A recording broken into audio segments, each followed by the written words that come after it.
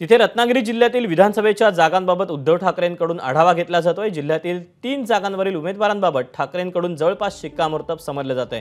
दापोली, गुहागर, राजापूर जागेवर उमेदवार जवळपास निश्चित आहेत। रत्नागिरीमधून उदय सामंतांविरोधात कोण याबाबत मात्र अद्याप निर्णय नाही। दापोलीतून संजय कदम तर राजापूरमधून राजन साळवींचं नाव निश्चित समजलं जातंय। तर गुहागरमधून भास्कर जाधव यांची उमेदवारी निश्चित समजली जाते। तर विक्रांत जाधव यांच्या नावाची देखील विचारणा झाल्याची माहिती मिळते।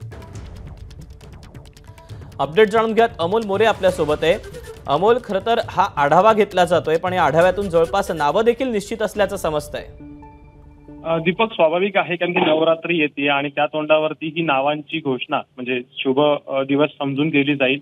आणि अशा पार्श्वभूमीवरती आपल्या सर्वांना माहिती आहे की वरिष्ठ नेते ही यादी फिक्स करतात, नावं फिक्स करतात आणि अशा वेळेला रत्नागिरी जिल्ह्याच्या त्या ठिकाणची राजापूर असेल, गुहागर असेल किंवा दापोली इथले जवळपास उमेदवार निश्चित झालेले आहेत। अर्थात अधिकृत घोषणा नाहीये, पण आपल्याला एक खात्रीला एक माहिती आपल्याला मिळालेली आहे।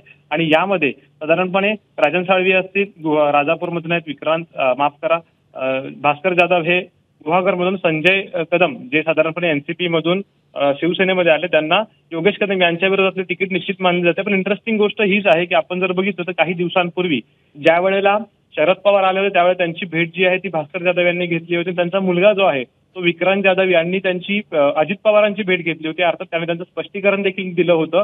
पण एकंदरीत याची चर्चा राजकारणात सुरू झाली होती। आणि विशेष बाब हीच आहे की गुहागर मतदारसंघातून विक्रांत जाधव यांच्या नावाबाबत देखील एकंदरीत साधारणपणे चर्चा झाली किंवा विचारणा झाली असं म्हटलं जात आहे।